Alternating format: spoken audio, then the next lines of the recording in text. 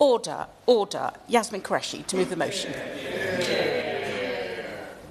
It's a pleasure to serve under your chairmanship, Ms. Waz.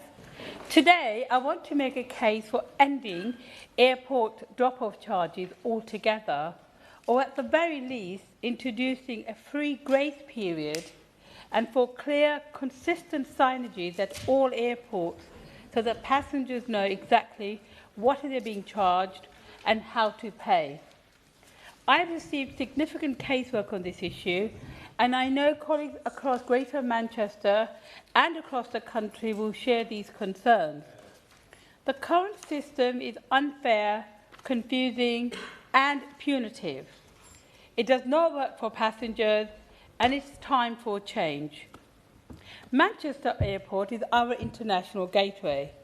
It is the third busiest airport in the United Kingdom and a vital engine for the North West economy.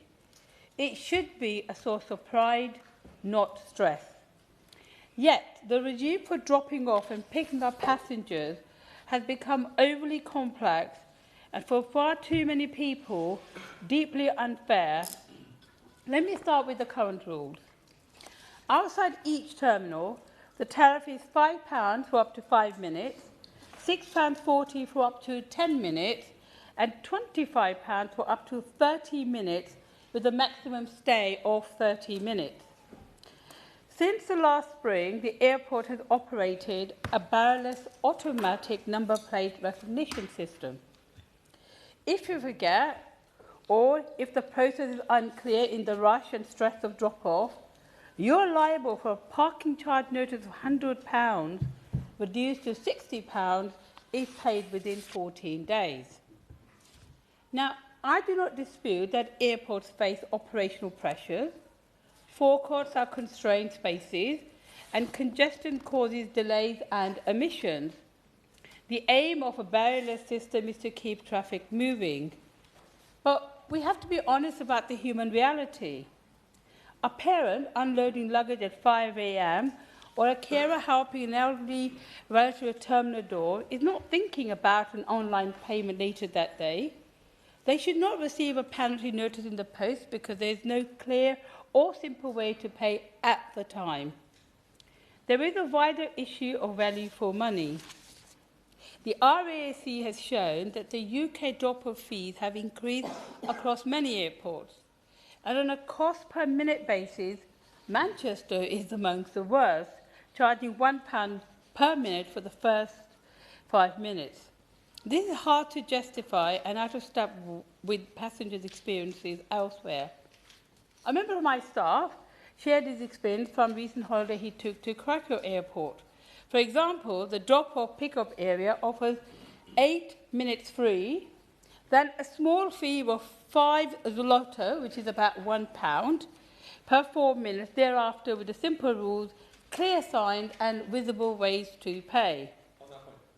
Of course. Andeshi. I thank my honourable friend for securing today's important debate on drop-off charges because my long-suffering and complaining Slough constituents have been on the case about extortionate drop-off charges, not to mention excessive parking charges at our nearest Heathrow Airport as well as Gatwick Airport. I have consistently raised this issue with Heathrow, that there is a disproportionate expense for merely spending a few moments on their premises. Does my honourable friend agree that without a direct Western Rail link to Heathrow and with insufficient alternative public transport from Slough, that passengers are being forced into a corner and are being forced to pay these excessive charges, and that must stop? Qureshi. On that point. Now, I want to discuss the ground realities in Bolton. There is a direct rail link from Bolton to Manchester Airport. Typical journey time is around 36 to 45 minutes, and an off-peak singles can be found anywhere between £4 to £9. There's also a direct coach from Bolton Interchange, taking about 65 minutes, a generally price range of £6 to £12. For many travellers, these options work. and we should promote and protect them, but they do not work for everyone.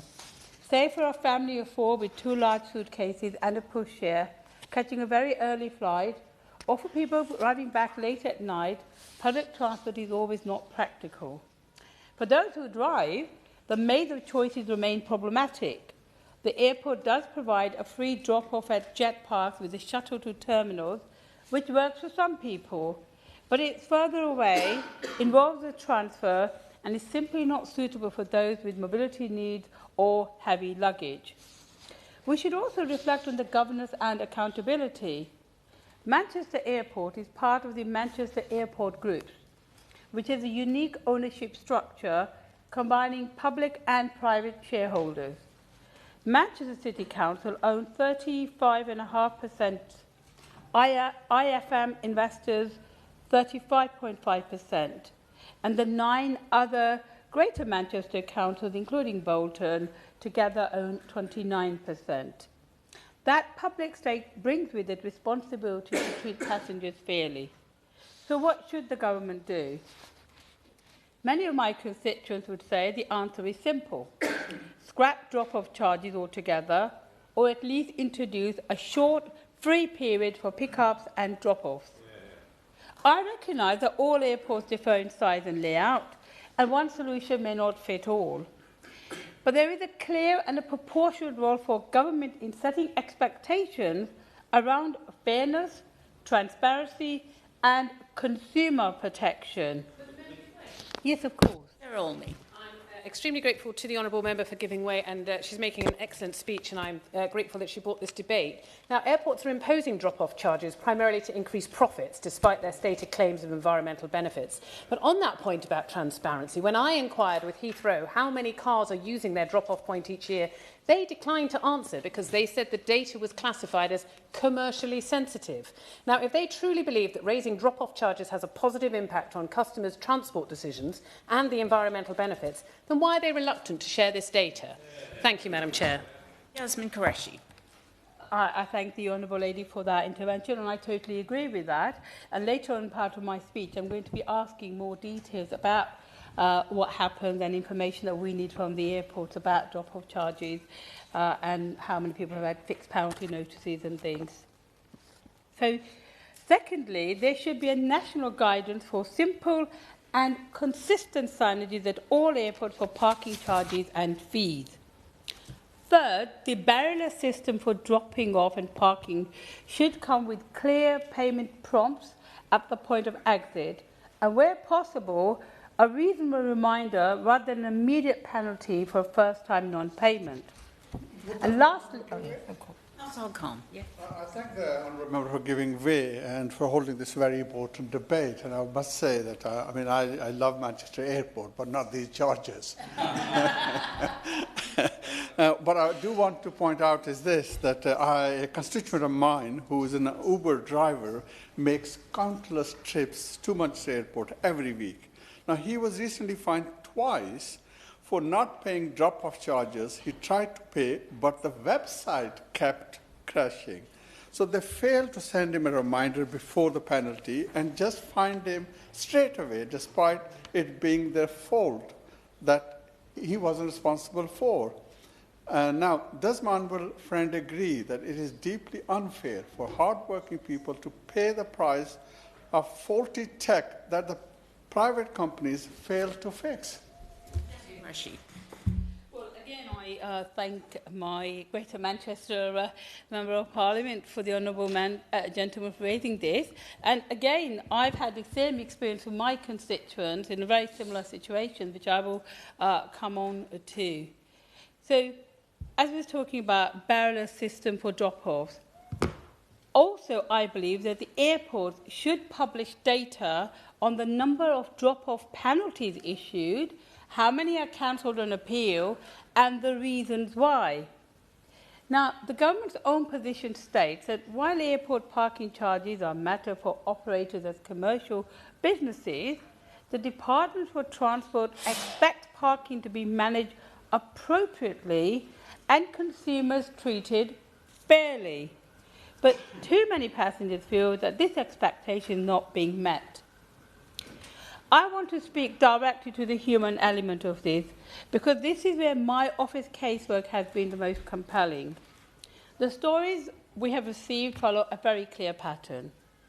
People acting in good faith, anxious to get loved ones to the airport on time, unaware that payment cannot be made on site, and then shocked to receive penalty notice days later when they believe they've done everything right. The stress and frustrations are real, and they are avoidable, however. One constituent contacted me after dropping his wife at Manchester Airport and leaving after noticing that there were no barriers or pay stations.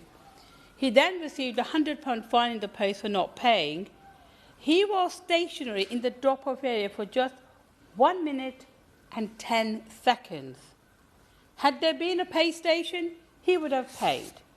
Instead, he went home and then received what he felt was an entirely disproportionate fine for being there for less than 2 minutes. Another constituent contacted me after trying to pay online in good faith, but being unable to do so because of the problems with the website. He did not see the signage and was only made aware when he needed to pay after the fact.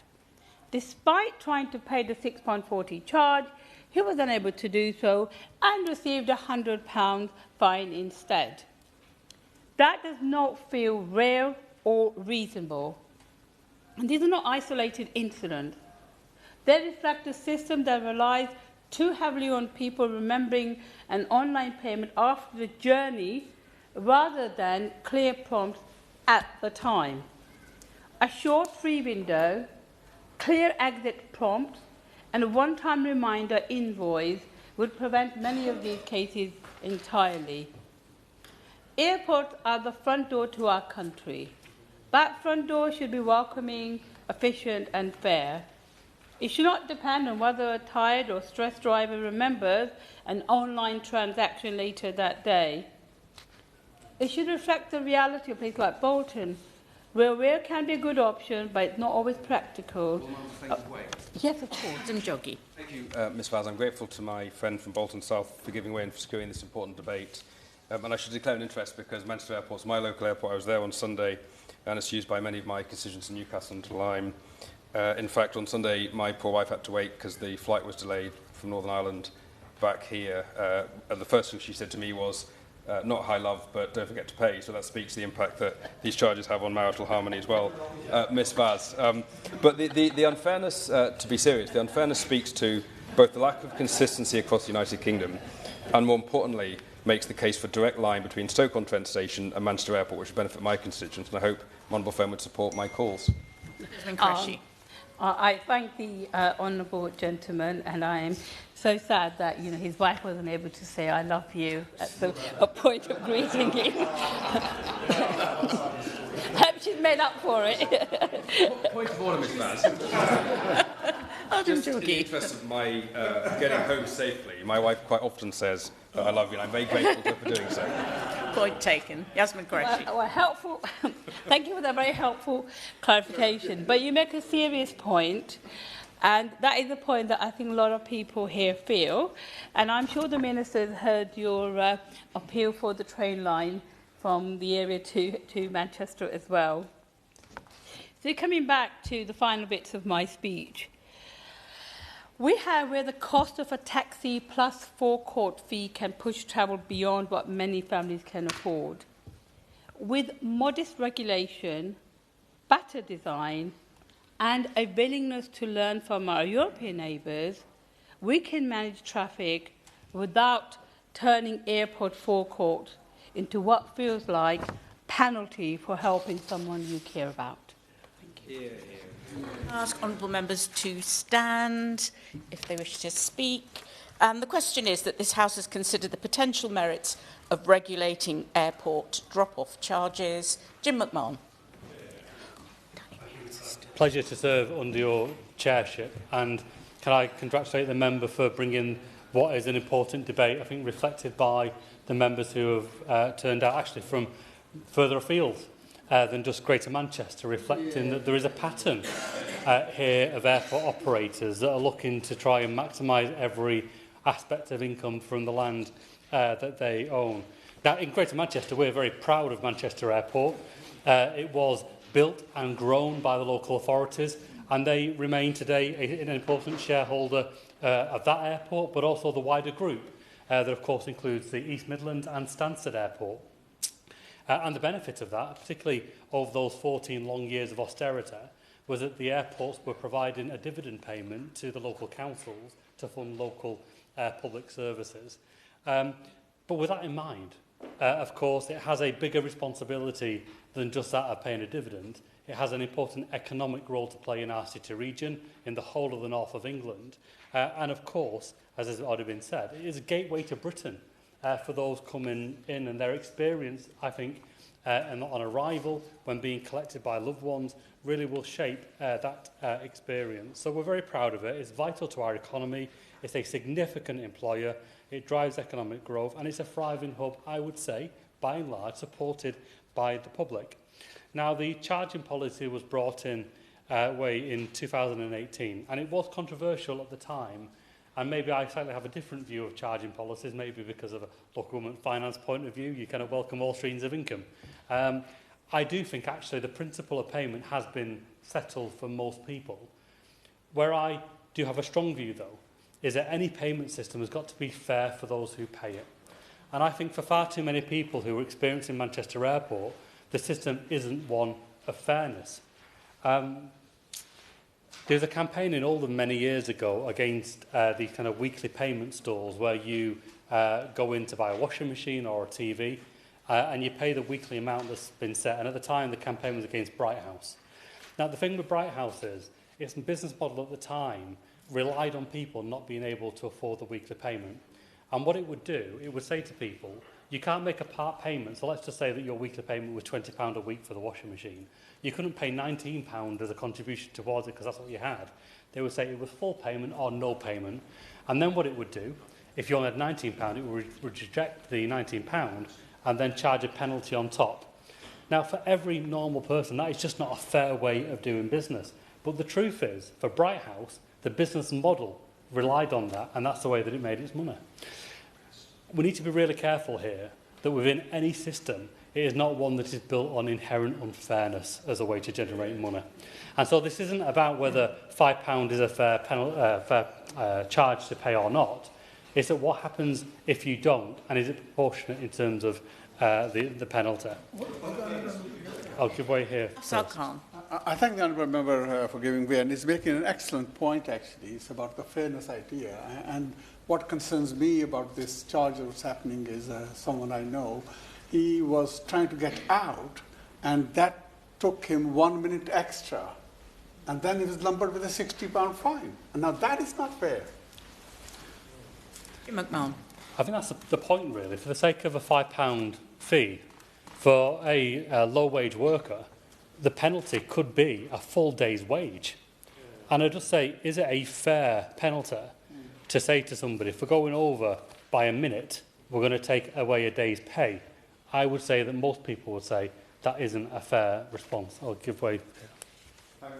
Picture. For giving way. So I've got Doncaster Sheffield Airport in my constituency. It's about to open. I want there to be access for everybody and everyone to feel that they can use it. But of course, for some people, it's not optional, it's essential that they can get really close to the terminal because of their disabilities. So would he agree with me that in principle, that whatever regime that we've got in the future, it takes into account those people who need to get there and give them some grace period without having to pay so that they can actually get their planes and go on their dream holidays or work? Jim McMahon. I think so, and if it's been fair, and it's also been reasonable. You know, we've all dropped loved ones off at the airport, and we know how stressful it can be. And we know that if you're the family member doing the lift, you try to fit it around other things as well. Now, for some people, they'll also be dropping off in the early hours of the morning. And so you'll kind of make the rush to the airport, you'll drop off your loved one to make sure they get the flight nice and safely. You'll say your goodbyes, you might be a bit upset that they're leaving, you'll go home, you maybe go to bed, and you wake up in the morning before you know it, the day takes over. It can be very easy to miss the deadline to pay. And I would just say, if that was extended, say, from 24 hours to 48 hours, I would think that most people would eventually realise, hang on, I should have made that payment. But it can't be that every organisation relies on an app. Just think about, in my own town, the hospital now has an app to pay. The leisure centre has an app to pay. You name it, the supermarket in some cases have an app to pay as well. You can have so many different apps, and trying to keep a track of all those can be very, very difficult. And so for some people, they will have to search out how to make that payment. And I think the idea of reasonableness then really does come into this. And I can't understand. I'll give way to Jardine. Thank you very much, Madam Chair. At Edinburgh Airport, a lot has been made of the transport links to airports. At Edinburgh Airport, we do have excellent links. It's the end of the tram line, there are special buses, all of that. But you have to pay £6 for the first 10 minutes if you're being picked up or dropped off, and then a minute for every minute after that. Would the honourable member agree with me that that actually makes it difficult for people who might be on a fixed income, and the holidays, the big thing of the year? If the flight is late, they are then going to face bigger charges. And that principle of fairness just doesn't seem to apply to the charges. Taxis also have to pay it. So you're getting an extra cost there as well. So would you agree with me on that? But I think for many people, they will ask their loved one to send them a message either when they land or when they kind of pass through the terminal ahead of collecting their baggage. There has been occasions in Manchester Airport where either there's been a delay getting the luggage off the plane and sent through to the terminal, or even that the conveyor belt hasn't worked in sending the luggage through. And so you do find a situation in some cases where actually a fault with the airport or the airline delay means then a penalty is passed on. I'm just going to make some progress, mindful of time on this. But I think also in terms of being reasonable, of course, have an app if that's a convenient way to pay. But why not have, at the lay-by, when you're taking the luggage out, a very simple contactless payment that you can just tap in there and then you don't have to wait 24 or 48 hours to pay online. And I think with a lot of these things, if we just kind of lived the experience of those who are using the system that's being brought in, I think the system would be designed often very differently. And so we met with the Managing Director, Chris Woodroof, at Manchester Airport in November, and we raised these points in particular, and there's a number of requests that were put forward. The first one I just referred to was payment on site, not just on app, but actually when you're there at the airport. Secondly, stopping this system where charges can be racked up. So, for instance, you might have separate lay-bys for arrivals and departures. If you're not familiar with the airport, it can be very easy to pass through maybe the arrivals terminal drop-off point to realise that's the wrong place to be, to drive around the block and then eventually get at your correct location. But the system will charge you twice because you've passed through one before you've got to the other. I think that could be very easily resolved through technology. And I would also say that contract law is being relied upon here on enforcement. These organisations don't have any legal powers in the way that a local authority does. They rely on contract law. Now, for many airports, they are very confusing road networks, maybe relying on roundabouts, and only with one-way systems in through the terminals to drop off. And I just ask this question from a contract law point of view. Surely for a contract to be fair, those entering into the contract must have the right to decline it. Well, how can you have the right to decline it if you are charged the moment you enter into the place where the signs advising you on that contract are, and there is no way to reverse, there's no way to pull out, there's no way to decline that? And I think, in that context, there should be the ability for those dropping off to say, actually, now I'm aware of the charges, I don't agree with that, and I'll find a different way of dropping off. Maybe some airports, for instance, have the facilities where a bus can drop off further afield. And for some people, they might not have been aware of that before they arrived, but they might choose to take that out. And I would just put a marker down that even though I personally I'm quite sympathetic to the idea that charges can be realistic, Manchester should not follow the route of Gatwick Airport and go from £5 to £10 or even close to it.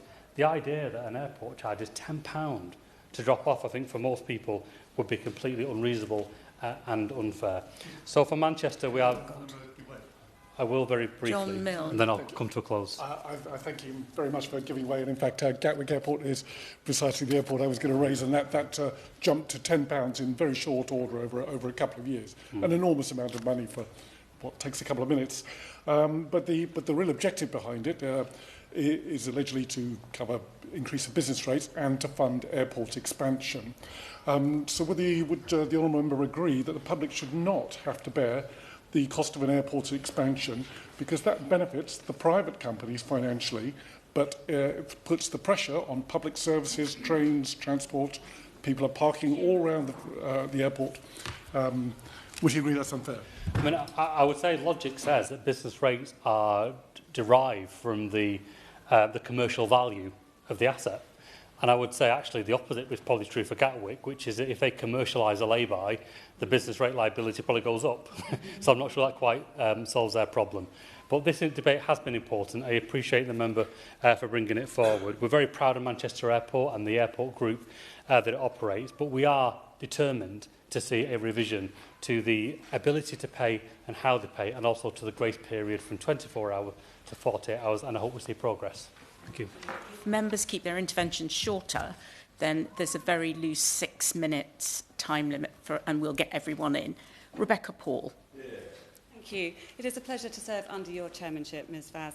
I'd first like to start by thanking the honourable member for Bolton South and Walkden for bringing this important debate. In many countries, a quick kiss and fly really is quick and it really is free. At Amsterdam Schiphol, the kiss and ride drop-off is free. At Paris Charles de Gaulle, the first 10 minutes are free. And at Madrid Barajas, the express departures car park gives drivers 10 minutes free. Meanwhile, here in the UK, we are normalising the idea that dropping off and saying a hurried goodbye at the airport now comes with a bill. Bear with me here. Kiss and fly, more like kiss and bye. At Gatwick Airport, which serves so many of my constituents in Reigate, Redhill, Banstead and our villages, they hiked the drop-off fee up to £10 for 10 minutes, a 43% jump from £7. This hits everyone, the parent, the friend taking someone to an early flight, and of course, taxi drivers trying to earn their living. It is true that Gatwick offers free drop-off in the long-stay car park with a complimentary shuttle, and blue badge holders are exempt. But we all know that this option adds time and complication and is not always especially practical at unsocial hours. We should be clear, though, about responsibility. Most airports in the UK are, of course, private businesses, and drop-off charging is a matter for the owners to decide and manage. And that is certainly true in the case of Gatwick, where the increased drop-off charge has been explained on the grounds of growing financial pressure on the operation. But these extra costs do place the burden on my constituents using the airport, and I would urge Gatwick to always keep them in mind too when analysing the numbers and ensure fairness, as the honourable member, I think, spoke very eloquently on the importance of that. It's easy to assume people can use the train or bus as an alternative, but that often isn't the case for the elderly, the disabled, or those who simply can't transport all their luggage by hand. Gatwick have said that the drop-off charge increase has not been taken lightly and follows a number of increasing costs, including a more than doubling of their business rates by this government, from 40 million to over 80 million per annum. It's relevant to note that Heathrow has also increased its drop-off charge this month, though far more modestly, from £6 to £7. Unfortunately, this is what happens when government piles ever more taxes onto our businesses. These costs inevitably find their way back to the consumer in some shape or form. If ministers would like to see this trend of extra charges and surging prices reduce, I would gently say that they might like to consider not continually taxing them and rethinking this damaging business rates hike would be a good start and give British businesses, including our airports, room to breathe. Thank you. Jim Shannon. A real pleasure, as always, to serve under your chairship.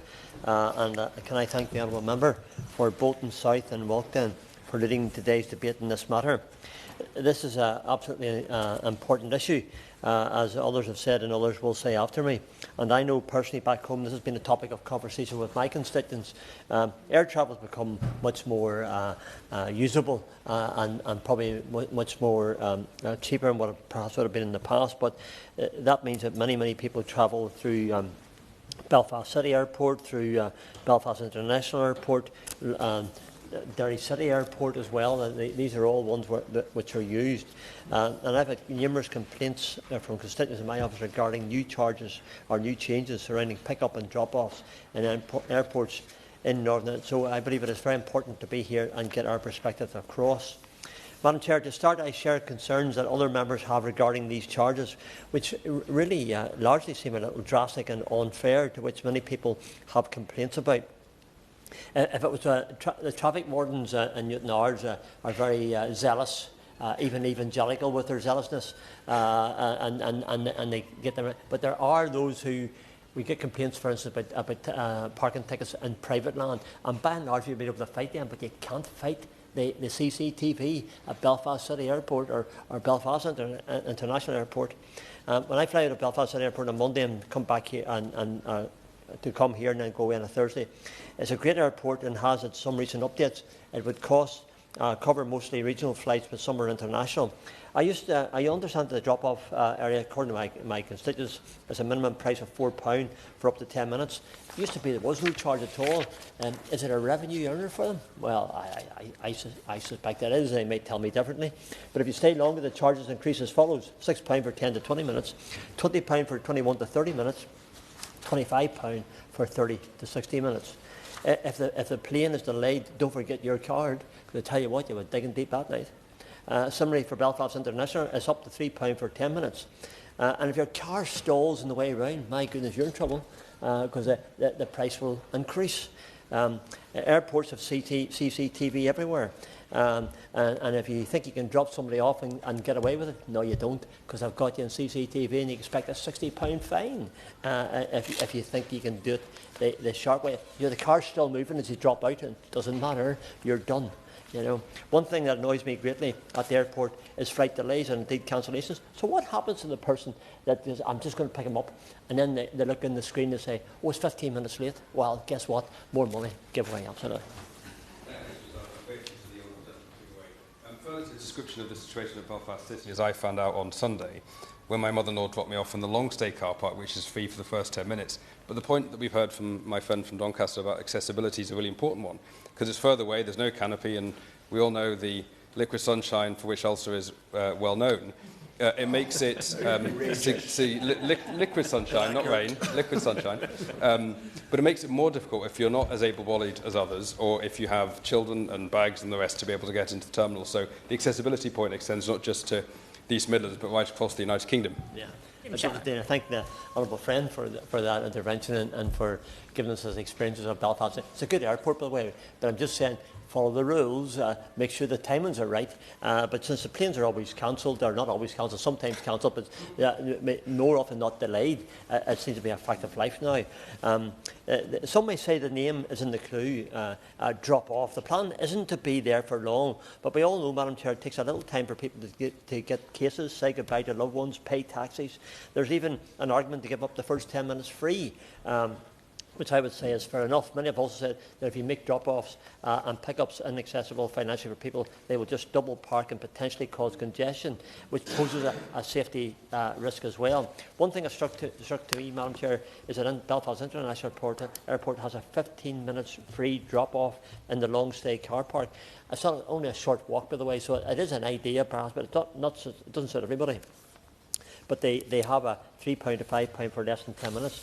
There certainly is a case for these fees to be regulated. I'm looking forward to the Minister's response. And sometimes we can use compassion and understand that it's not as easy to drop someone off and get on your way. One of my constituents, just to give an example, moved to Scotland for university when she was 18. She's been living there now for 9 years. So that means and she's working as a nurse in Scotland. It's always lovely when she comes home, but saying goodbye is the hardest. And my constituent tells me that when you want to say goodbye, you want to give them a hug and maybe a kiss, and you want to say cheerio, guess what? The clock's ticking, and guess what? That long goodbye could be a very, very costly one. I'm very happy to hear that. Just when the member mentions compassion and understanding and the lack of it, he reminds me of many years ago I was on the Transport Select Committee, and we met a certain chief executive of Ryanair who's not noted for his compassion and understanding. And he made it absolutely clear to us as MPs that he didn't care, and I'll not use the expletive, if passengers had to crawl over broken glass to get to the airport. So compassion and understanding needs to be shown by the airport operators, because it certainly wouldn't be shown by Ryanair. Absolutely. And thank my honourable friend and colleague for that intervention.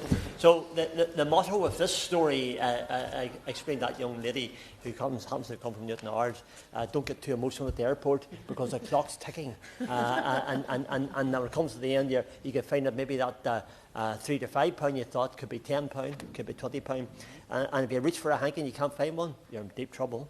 To conclude, Madam Chair, airport drop-off fees are increasingly becoming a burden on ordinary passengers, taxi drivers, local residents, not to mention extortionate air fees are already been paid. We pay the largest flight charges in the whole of the United Kingdom from Belfast to the mainland. We might be in the periphery of the mainland of the United Kingdom of Great Britain and Northern Ireland, but we're an integral part of it, and we should be shown fairness when it comes to prices. And while we recognise the airports need to manage congestion and maintain facilities, I understand that. These charges must be fair and transparent, and there are certainly calls for this to be looked at again. So I look to the Minister, very much to the Minister, for his positive response to encourage us as regular travellers, but more importantly, for my constituents who are regular travellers and tell me about the airport charges all the time. It's time to address them. Thank you very much. Steve Yen. Thank you. It's a pleasure to serve under your chairship, Ms Vaz, and I congratulate the honourable member for Bolton South on securing this very important debate today. I have heard much from many constituents in Mansfield about this issue, and they are all making the same point again and again. People feel like they're being unfairly charged for a simple thing like dropping someone off at the airport. People are not asking for special treatment or favour. They're simply trying to drop off a partner, a parent, a child, often for no more than a few minutes. And yet at many airports, this very basic act now comes with a significant charge, particularly for those with lower incomes. And let's be very clear, this is not about parking. It's not a premium service. It's a fee for stopping a car long enough for someone to get out of the car, to unload their suitcase and say goodbye.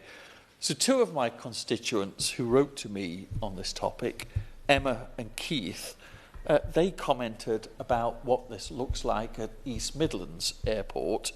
It's close to Mansfield, and many of my constituents fly from there.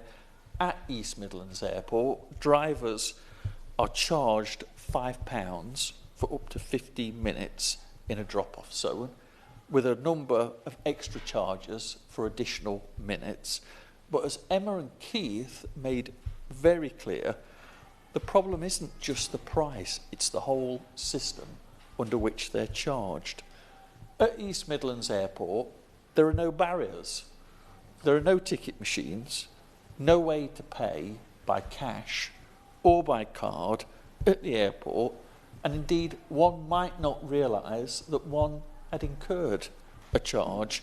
Drivers are recorded by automatic cameras and required to pay later, either online or by phone. And crucially, for many of my constituents, that payment has to be made by midnight the following day, and if you miss that deadline, drivers will then be hit with a parking charge of £100.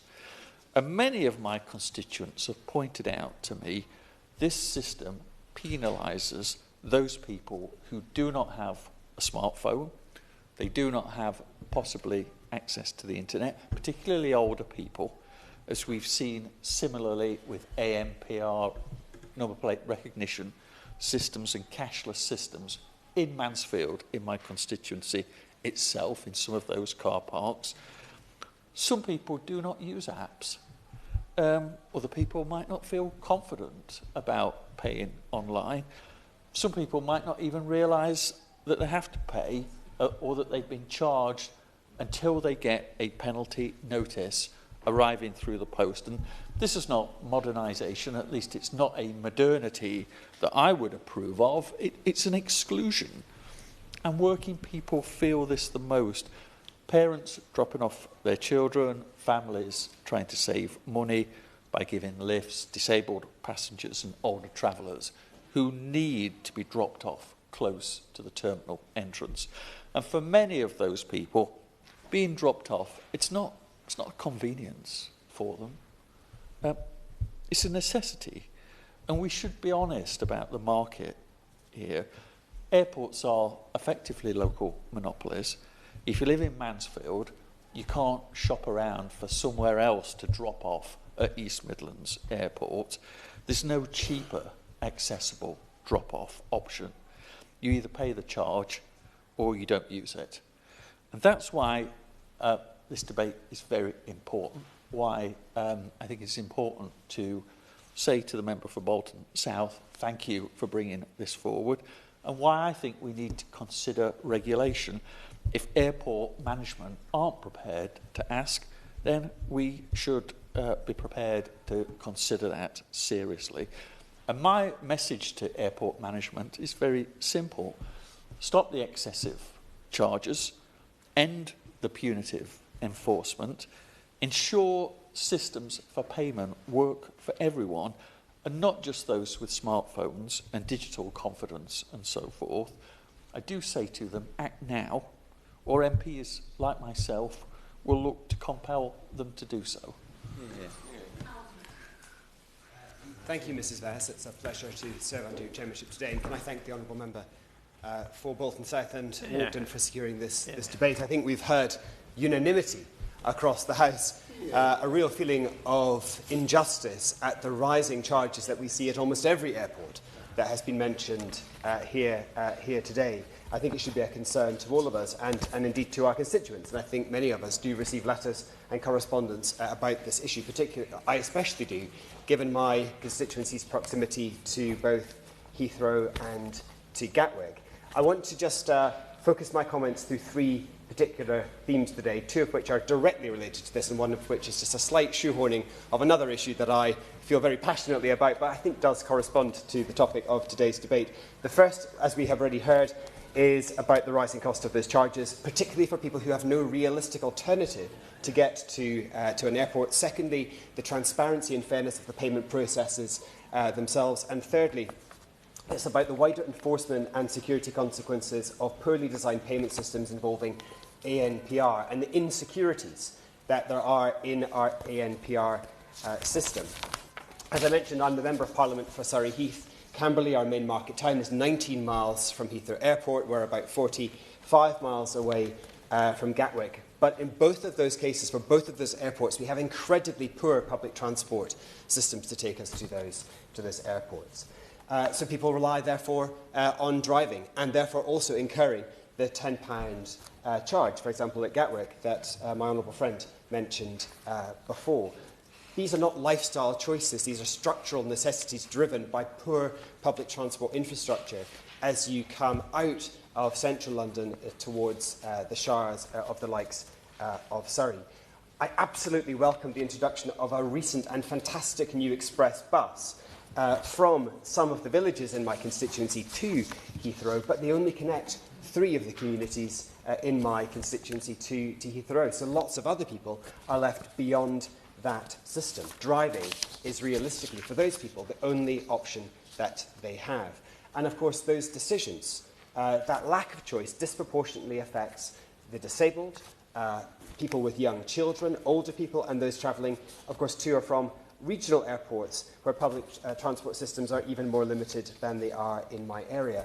And of course that all reflects a wider national picture. The Business Travel Association has been clear that public transport is frequently not a viable substitute for accessing airports, and pricing people out of curbside drop-off does not make it suddenly accessible. And that leads me to my second point, and that's about the fairness, the justice of the payment systems themselves. The honourable member for Oldham South? West, forgive me, made, I think, an excellent series of points. And I have to say, I have also been the victim of exactly the situations that he has referred to. I have driven around the loopway around Heathrow Airport. I have incurred the charge that he mentioned purely by accidentally turning the wrong way. I appealed to get my money back. I didn't get it. And then I had to go and park in the multi-storey car park as well. I felt doubly aggrieved. But the problem is that nobody ever got back to me when I called the number. And the problem is that the system seems to be baking in penalties as a form of revenue raising. And I don't know if that's necessarily entirely fair, but that's the way that people feel. That is the perception. And why do people feel that? Because the companies involved are not making it straightforward. They're not issuing the clear signage. They're not making it easy to make those payments. I think the honourable member who has raised this debate talked about some of the scenarios in which people go to airports late at night, early in the morning, very often doing multiple other things during the course of the day. It's very easy to forget the act of payment. And this ultimately leads me to my third point, and that's about ANPR. Because of the increasingly punitive nature of some of the costs, we are seeing a huge rise in the use of ghost plates and number plate cloning. I have constituents who have received fines from both Gatwick and Heathrow Airport because their number plates have been cloned, apparently perhaps by taxicab companies who are seeking to avoid the repeated application of those charges at airports. If the system is driving increased criminality to involve the fine, then we have a problem that needs to be explained, because the cost and the inconvenience is falling back on constituents. Not something that people perhaps had thought of, and I think it's the first time it's been made today, but I think it's a really important issue. So even though I know that the previous aviation minister said that there was no intention to review this process, I would urge the government to look at this again. There needs to be proper, fair payment systems. There needs to be a cap on how much airports are allowed to charge, because I don't want to have any more constituents writing to me about it. Amanda Hack. Under your chairmanship, I thank the honourable member for Bolton South and Walkenden for bringing forward this debate which holds such importance to my constituents. My constituency of North West Leicestershire is proud to be the home of East Midlands Airport, which is part of the Manchester Airport Group, and about 4 million people will fly from there each year. Before focusing on the drop-off charges at East Midlands Airport, I think it's important to understand this in the context of being part of a wider problem locally. The closest train station to East Midlands Airport is East Midlands Parkway, which is a 10-minute drive from the airport. The only bus service from East Midlands Parkway is a dial-a-ride service. It's an on-demand service only. It's not even a regular bus service. For those who might not have experienced an on-demand service, it's basically you rock up at the train station and ring a number, and there might be a bus available. That's how it operates. It's very good, but I think the reality is when you're going through a stressful scenario of going on holiday with a couple of kids in tow, you're going to go and get a taxi. So the taxi will also have to use the rapid drop-off. So even though you've travelled via public transport, you're still having to pay that drop-off charge to get to the airport. But 91% of travellers to East Midlands Airport travel by car, leaving just 9% travelling by public transport, which is so much lower than every other passenger airport in the country. And I think this is something that why the drop-off charges seem so unfair is our choices to get to airports are pretty limited. We also know that people are parking in nearby villages to the airport, including in Leicestershire, and I was just chatting to the member for Rushcliffe yesterday who highlighted that it was a problem in his constituency too. So essentially, to avoid parking at the airport for any length of time, people will get a taxi from somewhere in a village outside the airport and make their way to the airport to avoid those weekly charges. When there are hardly any other alternative ways to get to the other airport by car, we do need to look about the infrastructure around our airports and ask people if they feel they have no choice but to drive, or then ask them to get a family member to drop them off. Raising drop-off prices, as we've seen many do, does not suddenly mean that my constituents or those who travel to East Midlands Airport are suddenly able to magic a bus or a train that will get them there in a different way. People want the convenience of being dropped off close to the departure gate, and airports know that. It's a cash cow. You know, let's face it, it's an easy way to make money. But East Midlands, as already stated, has recently been made barrierless. It means you can only pay online or by an automated phone line by midnight the following day. If you're dropping somebody off, say, early in the morning or late at night, it can be really easy to forget. And I'm sure we've all got examples. And, you know, having the airport in my constituency, I do quite get a lot of casework on this matter that I then field to other MPs because they're generally not my constituents. But I think I was contacted by someone who's just returned home just after midnight, dropping off a loved one at East Midlands Airport, and they had just 24 hours to pay. Thankfully, they remembered, but they just felt it was so unfair that they'd had such a short space of time to pay. And whilst you can set up an account to take automatic payment, it simply won't be accessible to all, and setting up an auto payment for once or twice yearly event just isn't worth anybody's while. What other service operates a system where it's impossible to pay at the point of sale? It feels like the system is set up and hopes that you forget, with fines of £100 if it slips your mind, but of course there are no reminders. It's only reduced if you pay within 14 days, but coincidentally, 14 days seems to be the length of many family holidays. So there is that sort of bit of irony there. I have raised this directly with the airport and requested a pay terminal or a simple QR code is put into the terminal building. They've refused based on fraud issues. Yet we know that these kind of actives are completely common practice. And I used the QR code at my train station just yesterday, which happens to be operated by the very same parking company. So if they can do it at Leicester train station, they could do it at East Midlands Airport with no trouble. That's where regulation could bring in real merit, bringing clearer payment methods, reminders and limits on parking charges. They're not radical, they're just basic consumer protections. I also wrote to APCOA Parking to request the data on the number of parking charges notice issued prior to the introduction of the new system at East Midlands Airport and then after. I was refused that data. I don't think that's a good sign. Companies that are privately finding individuals should be subject to some data access rights relating to the schemes that they're operating. Ultimately, the current system of airport drop-off charges is just an unfair one. When we factor in inadequate transport infrastructure, the case for regulation becomes even stronger. Thank you, Ms Vaz. It's a pleasure to serve under your chairship, and I'd like to thank my honourable friend for Bolton South and Walkden for bringing this important debate to airport communities. Residents in Uxbridge and South Ruislip, the constituency I represent, know very well the impacts of airports, with Heathrow very much on our doorstep. And the recent decision to increase the charge at Heathrow has been mentioned, the drop-off charge from £6 to £7, has been met with increasing frustration. One issue which has been, I think, mentioned in terms of the impact on some nearby villages in other airports is displacement. We see all too often significant amounts of vehicles parking in and around the Heathrow drop-off zone.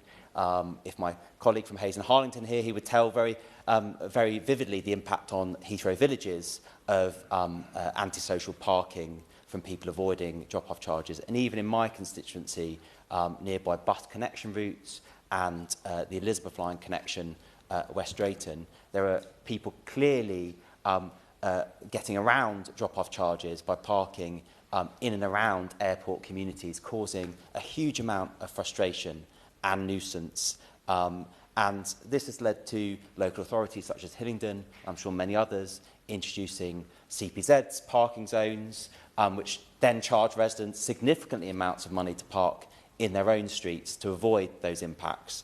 But even then, CPZs are only as good as the enforcement of them, and we have a massive issue of parking enforcement, particularly out of hours and evening and weekends, when again people park in streets, in neighbourhoods, blocking often residents' drives with no enforcement activity.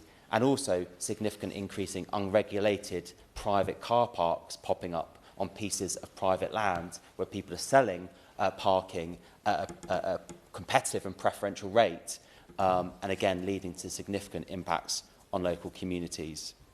And I agree with some of the comments made that the potential for airport charges is that they could support alternatives that maybe discourage people from driving to the airport and some of those impacts which we see. But all too often, we don't see the investment following those charges. And in Heathrow's case, we know that the transport funds that the airport holds are unspent. A large amount of the investment hasn't been put back into improving local bus routes, and connections from my community to Heathrow are incredibly poor by bus, both for potential visitors to the airport and also for staff. You sometimes have to take quite indirect routes to get there by bus, very infrequent services, and also under capacity routes, which is very difficult for people with luggage, often on those smaller and infrequent buses. And we've seen with the introduction of the Elizabeth line a really positive improvement in transport connection, but it's ultimately the taxpayer that has led on investment on that route. And there is a concern and frustration as Heathrow potentially expands, which there'll be a lot more to be said about that should proposals come forward, that again it will be the taxpayer that continues to fund public transport options and not Heathrow making an adequate contribution. And as has been said as well, in terms of self-employed people, Uber and other app-based drivers to the airport, I think they've reported increasingly feeling very squeezed by these increasing charges and really struggling to make ends meet with the cost of living crisis, increasing charges that they and their customers have to bear. And I think they really feel under-engaged and under-consulted by the airports. And as an important stakeholder, they clearly should be. So I hope the Minister, in his response and considering the many issues that have been raised today, will consider the role that better guidance and regulation could play around these charges. And in particular, I'd ask him to look at the options to be clear that the funds raised through these mechanisms must be spent on alternatives to driving to the airport, that there has to be transparency about what funds are raised and how they are spent, because as many members here have raised, it's very hard to get that information out of our airports. That there should be a duty and a responsibility for airport authorities to collaborate with the local authorities in which they are based on issues like transport displacement. And lastly, that there should be real clarity in the design and the communication of these measures. As many people have mentioned, I myself recently drove to pick up a friend who'd missed the last train, drove to the airport to pick him up, to drop him off to a different tube line. And it's incredibly difficult to work out exactly where is, as has been said, and isn't in the drop-off zone charge. Where are the ANPR cameras and where there are not? And there are incredibly poor signage, incredibly poor communication, both before and after your journey to the airport. So I hope the Minister will consider those points and ensure that drop-off charges, if they are to continue, work for local residents around communities. Thank you. Thank you. Lib Dem spokesperson Edward Morello. Thank you very much, Ms Vaz, and it's an honour to serve under your chairship, and I'd like to congratulate the honourable member for Bolton South and Walkland for securing this important debate. What should be a simple act of kindness, giving someone a lift to an airport, something we have all done, is sadly increasingly met with extortionate airport charges. This is neither fair nor reasonable, and it's why we believe the government must now look seriously at regulating these fees.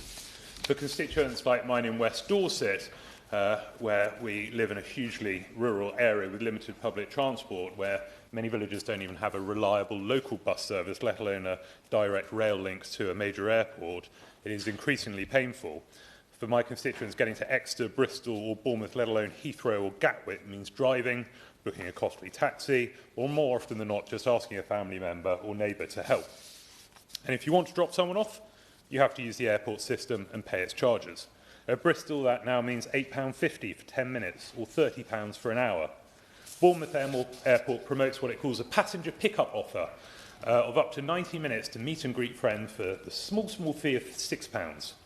For many people, that is £6 that will be merely spent on 5 minutes activity. And for families already paying inflated air fees, baggage fees, taxes, it's just another hidden cost added to the journey.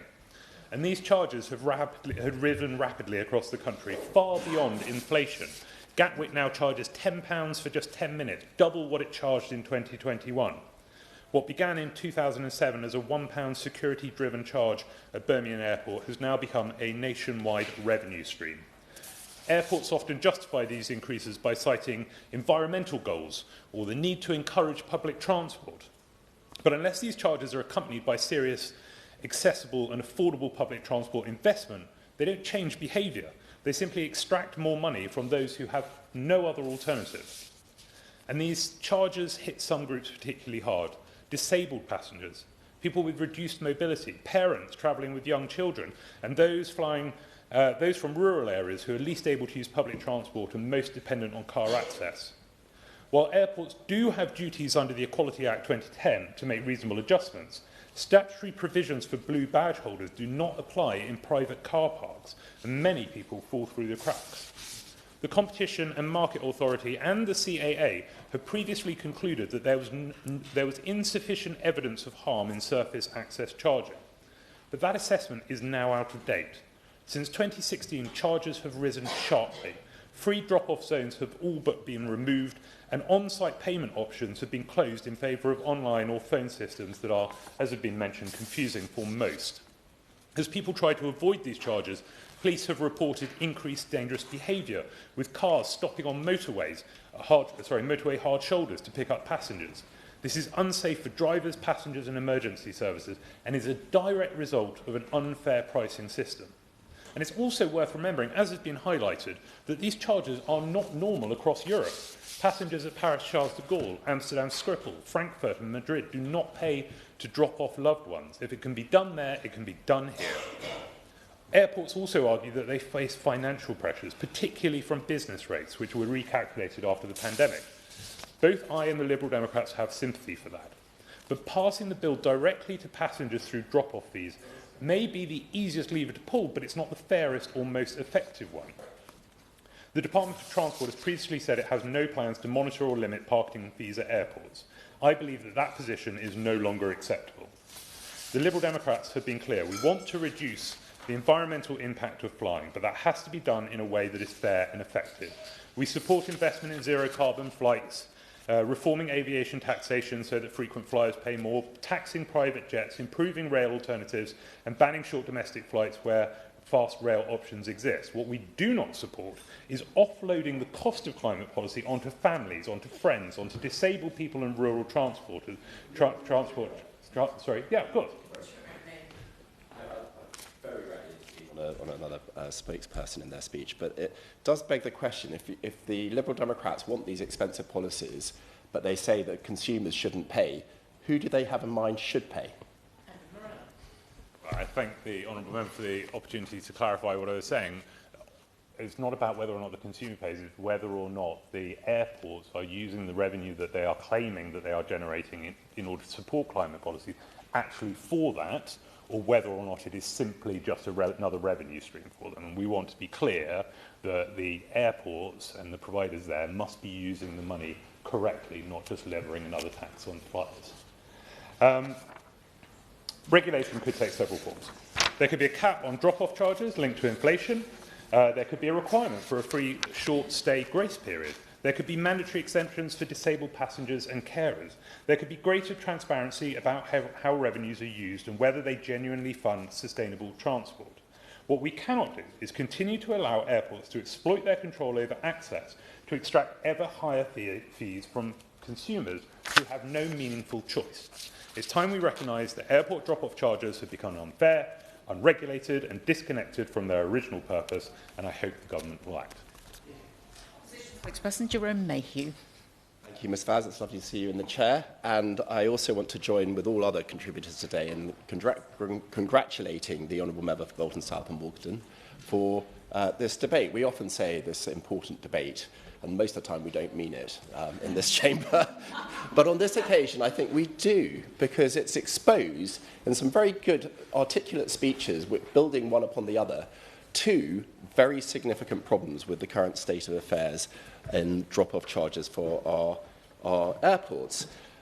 They are whether or not we should be charging in the first place, but also if you accept the proposition of the Honourable Member for Oldham West, Chudderton, Royton, that it's fair, it's okay to charge for drop-offs, whether that process of charging is in itself fair. I'm just going to deal with the first one because I was taken by surprise, frankly, in the speeches that this was raised repeatedly at multiple different airports, that the mechanism that airports are using to charge is in itself unfair by not giving the opportunity for at the point of service charging, or that you've got a drawbridge, no, that's not the right word, a barrier where you pay.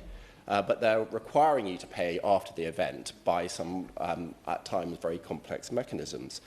Now, I used to be a barrister a very long time ago, and health warning on my legal advice, but this was first settled in 1877 by Mellish LJ in, and I don't have this in the back of my memory, I did actually look this up, the Parker and South Eastern Railway Company, where if you're going to rely on, let's say, parking somewhere, you have your terms and conditions on a board, which is typically what you do, then the person seeking to rely on those contractual terms has to take reasonably sufficient steps to draw those terms to the attention of the consumer for the contract to be established.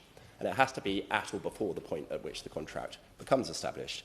Now, the reason why this triggered my memory was in my day, when I was learning about this, there was the very famous judge, Lord Denning, as Master of the Rolls in 1956, had Spurling and Bradshaw, where he developed this argument, saying that that covers typical expected terms and conditions, but if you have particularly onerous conditions as part of your standard terms, then the level of notice has to increase to a commensurate degree. And I just wonder, and I'd be very interested to hear the Minister's considered thoughts on this issue when he winds up, whether a requirement not to pay now but to pay later and by a circuitous route would constitute an onerous term when dealing with a consumer, as these contracts almost always are. And if that's the case, has there actually been a contract established at all with any of the people dropping off at a number of these airports? This seems to me, and I can't give legal advice, and I'm very out of date anyway, but this seems to be an issue which consumer rights groups absolutely should be looking to explore, to have a test case, and a group action which would run to many millions of pounds were they to be proved successful. So that's the, if you're going to charge, is it fair? Let's move to the second part, which is it fair to charge in the first place? And I will give way.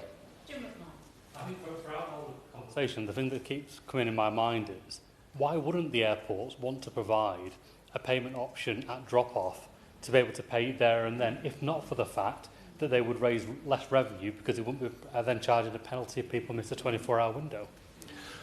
Why not? The Honourable Gentleman is absolutely right, and it's exactly the kind of evidence that a judge would look to assess as to establish whether or not sufficient notice has been given and how onerous a term is in fact. So let's move on from there onto the second part, which is whether or not the travelling public do accept that this is a charge which is reasonable and this has become the norm, as the Honourable Member for Oldham West asserts. Because an awful lot of people don't feel this is fair, in principle, to charge for this service, because it's no real service that you're being supplied. You're getting a bit of tarmac, which you're occupying for 1 or 2 minutes. It's used to be free, therefore the feeling of value is very limited at best. And one honourable member used the word hidden charge. I can't now remember who it was, but it's absolutely right. We're very, as consumers, as passengers, we're incredibly price conscious when it comes to buying our flights, and we'll only wear 1 pair of socks for the entire holiday in order to not pay for a package. And then we'll come on, and we get lumped with a tenner to drop off at the car, and it's hidden. It's not in the headline price of buying that flight. So I totally understand the reaction of many that this is unfair, that this is the market not working, and that the communal reaction then is, oh, well, we must regulate. And perhaps we should. But I think before we do that, we need to understand why airports are raising these charges. And I'm sorry to say that in many cases it's because the government, the Labour government, is forcing them to do exactly that. Because it's government policy, if that increases costs for airports, then they're going to seek, as rational commercial organisation, they're going to seek to recover that cost from their consumer because there is no one else. Ultimately, the consumer always pays. And yet this government has increased employers' national insurance contributions. That's more than £900 additional tax every single employee that they have on their books. They've raised business rates enormously, and they've increased environmental targets, which also have very significant cash consequences. All of this comes from the consumer. So I'm not going to deal with the national insurance contributions because we all know how impactful that's been, not just to pubs, but right across the private employment sector. But I will. Danny Beales. Appreciate the contribution. I'm just a bit confused. It suggests that drop-off charge is the responsibility of this government. In Heathrow, the charge is £7, but it was £6 under the 14 years of the last government. So proportionally, following that argument, it would be that you know, whatever the math is, of the 90% of the costs were coming from the last government and 10% from this government. I don't exactly follow the logic of that argument. Well, the logic is not exact, but if you increase costs, then you can't be surprised if prices go up. That's the essential point that I'm making. And with business rates, if you look at Gatwick, which has been the worst increase, they have had their, according to the Financial Times, their business rates have increased from £40 million a year to £90 million. So the government has increased the costs of Gatwick by £50 million every single year. So where does the government think this money is going to come from? It's going to come from the consumer. And it might be by drop-off charges, or it might be by other additional charges, or it may be by fares rates applied to the airlines for landing at that airport, but that then goes on to the consumer as well through increased airfares. So it is financially illiterate, Ms. Vaz, for the government to raise the cost of doing business for these businesses very substantially, particularly airports with their business rates, and then complain when they raise their charges. And there are additional costs which I'll touch briefly on the environmental and net zero targets and requirements, because many of the airports have directly raised these as explanations as to why they're raising these charges. So many of them, including Bristol, Heathrow and Gatwick, have referenced that they're trying to raise drop-off charges to force passengers to use alternative mass transport modes of transport. Well, that's fine and well if there are additional public transport available for those people being disincentivised to use the car. But I don't agree that we should be penalising passengers by using the stick of increased charges to force them to a less convenient mode of getting to the airport. We should be luring passengers to the airport by an even more convenient method of public transport. And that's where the government has gone wrong here, because they've incentivised airports to use a payment stick, a cost stick with which to beat their own customers, and yet not provided the alternative, additionally attractive alternative. So I fear I'm running slightly short of time. I've got 1 minute, so I'm not going to do the peroration where aren't the Conservatives wonderful and we're re-evaluating our environmental policies to get rid of the net zero by 2050, which is driving a transition at such a pace to increase costs unrealistically, and that we should be focusing on the consumer rather than the interest groups. But I do hope that the Minister, in the time available to him, takes seriously what is genuinely an important debate that affects many tens of thousands, hundreds of thousands, millions of people around the country, an unfairness in plain sight. This is his opportunity to assure all of our constituents that they have been listened to and that the government is taking this issue seriously. Minister Keir Mather. Thank you, Chair, and it is a pleasure to serve under your chairship. I would like to begin by thanking the Honourable Member for Bolton South and Walton for securing this important debate.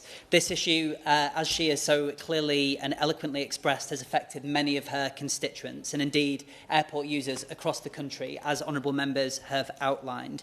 I commend her commitment in advocating for those impacted by what can sometimes be unfair and disproportionate airport drop-off charges, and I want to engage closely closely with the points she has raised and the points of honourable members across the House.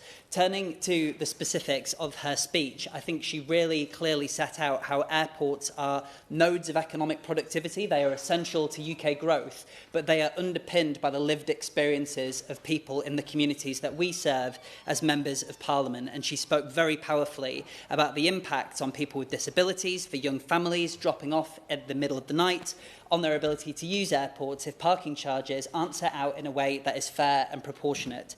And I thank her for doing so.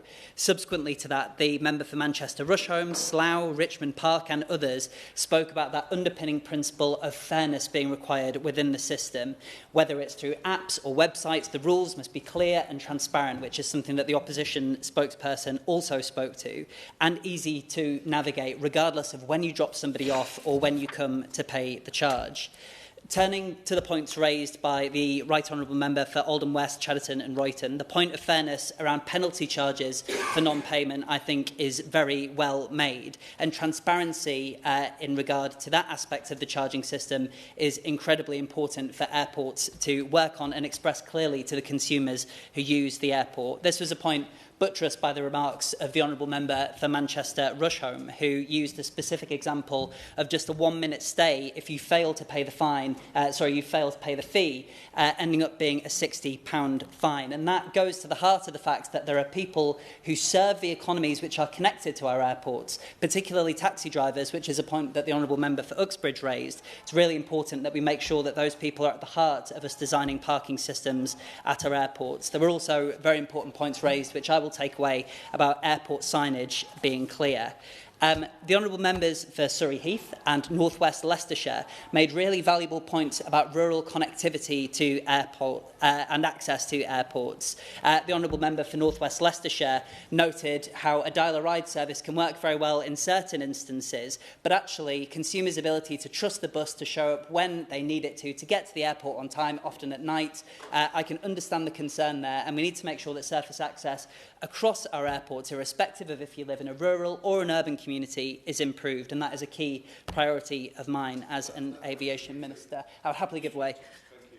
And I just wondered if the Minister agrees that with the opportunity of franchising in certain areas, I'm working with South Yorkshire Mill Combined Authority at the moment to put a Doncaster East Superloop in place that picks up the airport and improves services for our residents to be able to get there safely and quickly. Yes. Absolutely.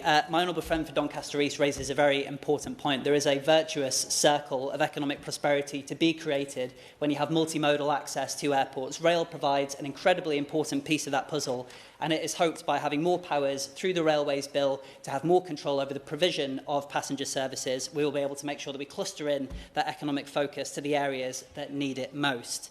The Honourable Member, my friend, the member for Mansfield, raised issues to do with East Midlands airports.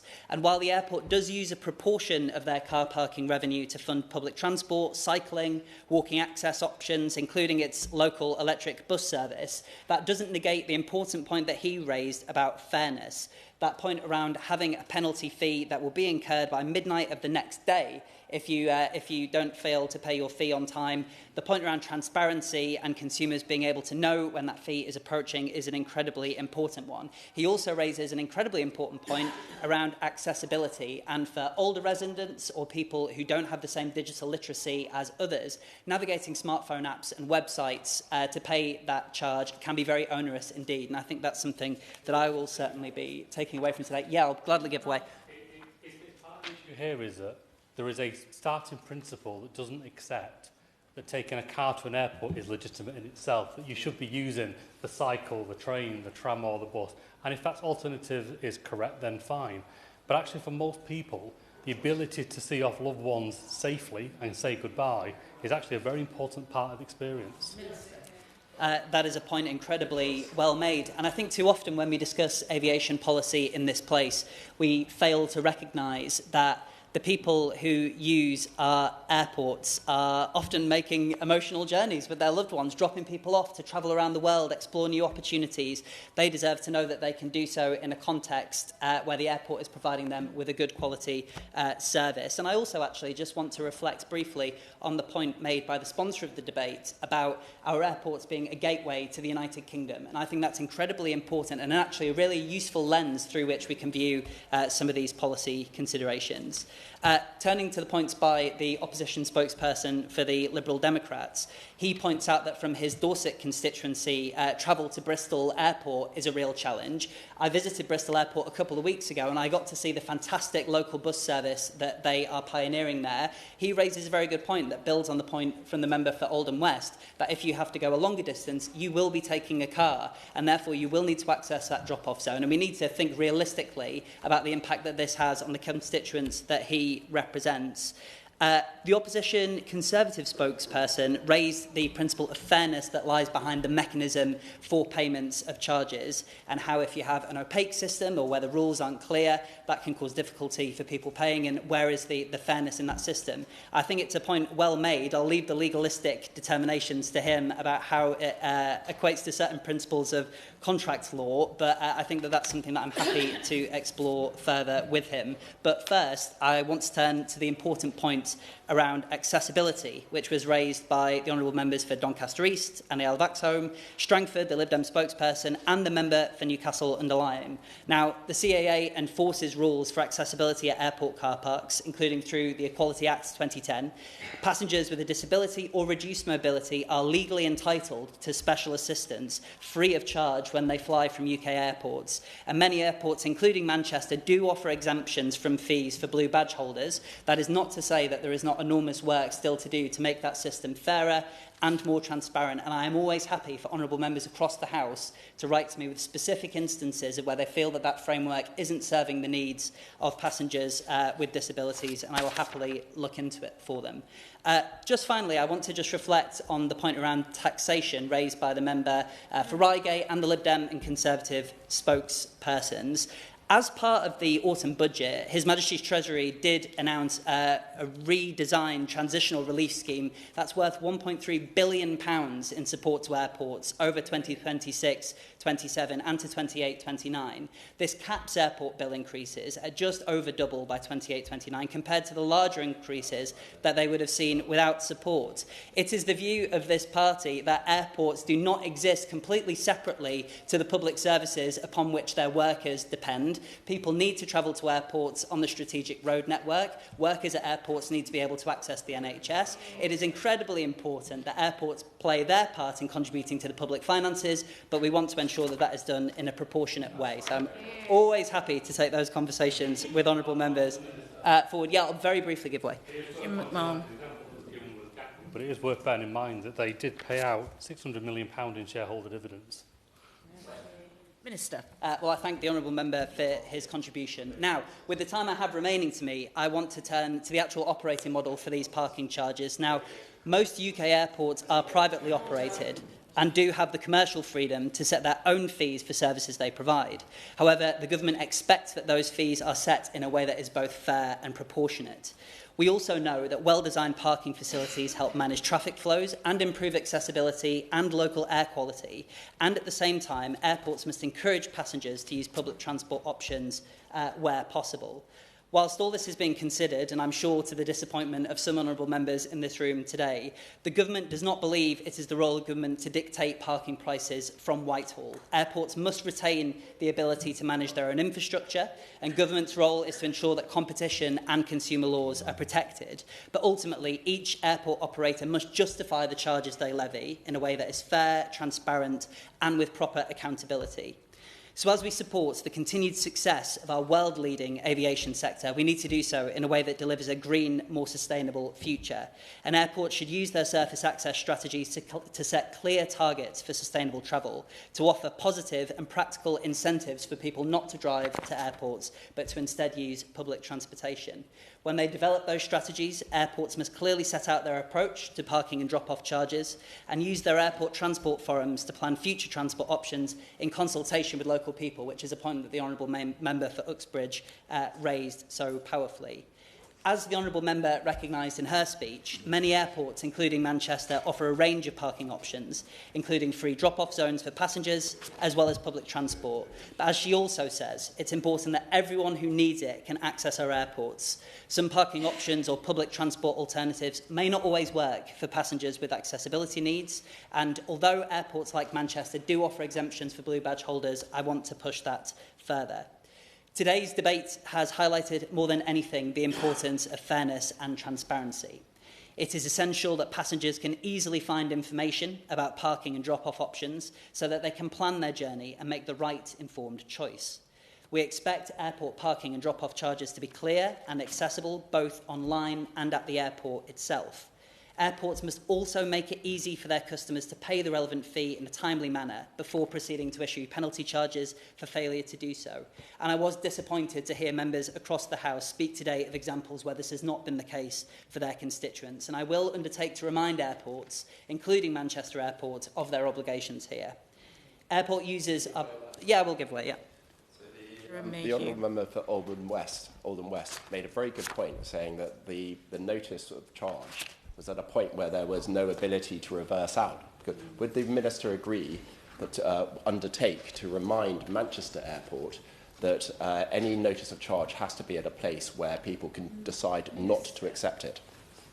I believe that transparency, clarity and ease of access to information about parking charges should be incumbent upon all airports to provide, and that includes Manchester Airport. So I'll happily raise that when I next meet with them, but I'm sure that my honourable friend also needs no support in being a champion for her constituents in this space.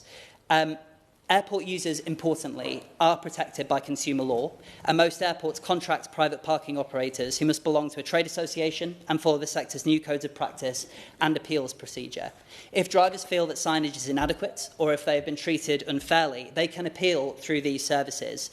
More widely, we recognise concerns about poor practices among some private parking operators, and this is why the government has consulted on proposals to raise standards in preparation of a new code of practice and compliance framework. Responses are now being analysed, and we will publish our response in due course, but I'm cognizant of the pressure that this creates on local communities, a point raised by the Honourable Member for Surrey Heath, and the point he raised about ghost plates, which through the road safety strategy we are taking real action to tackle. So, to conclude, I would like to again congratulate my honourable friend on securing this debate and to thank all members who have contributed. It shone a light on drop-off and parking charges at airports and reinforced the government's expectation that airports manage these arrangements with fairness and respect. We will continue to work to ensure that this takes place, and I encourage members across the House to join us in those efforts. Thank you, Minister. Yes, Ms. Rashid, 2 minutes to wind up. Thank you. Firstly, can I thank all my honourable and right honourable members for taking part in the debate today and the interventions. And I thank the Minister for his response. He'll be reassured to know that I was not expecting the government to be dictating car parking charges at the airports.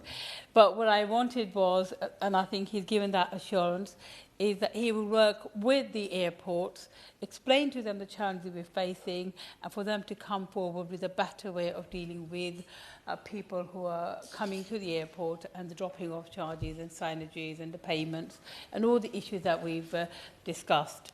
And I just really want to again thank all my colleagues for attending today and taking part in this debate. The question is that this House has considered the potential merits of regulating airport drop-off charges.